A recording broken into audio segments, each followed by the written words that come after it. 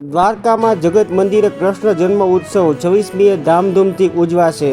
ગયા વર્ષે દેશમાં ધોરણ 10 અને 12ની બોર્ડ પરીક્ષામાં 65 લાખ વિદ્યાર્થીઓ નાપાસ। ફાઇટર જેટમાંથી ભૂલથી બોમ્બ છૂટી જતા મોટો વિસ્ફોટ થયો।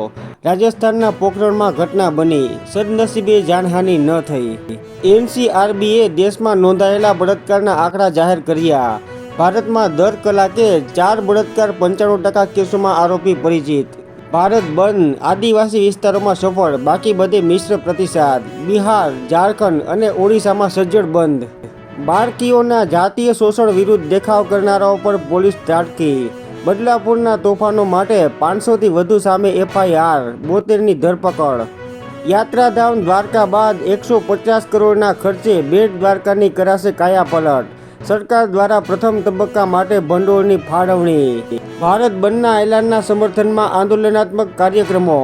એસટી/એસસી સમાજના વર્ગીકરણના સુપ્રીમના ચુકાદાના વિરોધમાં સૌરાષ્ટ્રમાં જનાક્રોશ। પાકિસ્તાનની બસને ઈરાનમાં અકસ્માત નડ્યો, 28ના મોત।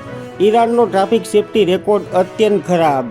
ટ્રમ્પને કમલા હેરિસ સામે હારી જવાનો ડર છે: ઓબામા। સગીરા સાથે વાત કરવા પીછો કર્યા કરવો એ જાતિ સતામણી જ થઈ: high court.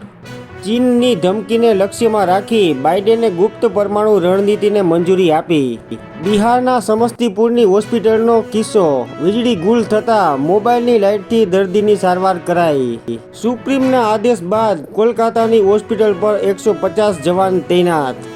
Rajkot અગ્નિકાંડ case session commit થયો, તારીખ 3ના રોજ પ્રથમ સુનાવણી। બીજે મેડિકલ સહિતની ગુજરાતની કોલેજોમાં જુનિયર ડોક્ટરોની હડતાળ સમેટાઈ, ઓપીડી સહિતની કામગીરીમાં જોડાશે। ચંદ્રની માટીમાં મેગ્નેશિયમ સહિત વિવિધ તત્વોના પુરાવા મળ્યા। પેન્શન સ્કીમની માગણી સાથે શિક્ષકોના દેખાવો, પોલીસના નાકે દમ લાવી દીધો। સુરેન્દ્રનગરમાં કાલા જાદુ વિરોધી બિલનો ભુવાઓએ વિરોધ કર્યો। હાઈકોર્ટમાં ગુજરાતી ભાષા લાગુ કરવા મુદ્દે વધુ એક પીઆઈએલ ફગાવાઈ। રાજ્યના દરેક પોલીસ સ્ટેશનમાં સાયબર એક્સપર્ટ નિમાશે। સાયબર ક્રાઇમ અને ડ્રગ્સનો મામલો ગુજરાત પોલીસ માટે પડકાર: ડીજીપી। ચોમાસા દરમિયાન 9 જિલ્લાના 4 લાખ હેક્ટરમાં ખેતીના પાકને નુકસાન। વિધાનસભાના ચાલુ સત્રમાં ગુજરાત વિશેષ કોર્ટ વિધેયક આવશે।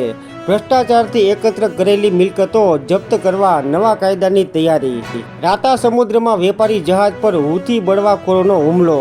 શરદ પવારને જેટ પ્લસ સુરક્ષા આપવા કેન્દ્ર સરકારની વિચારણા।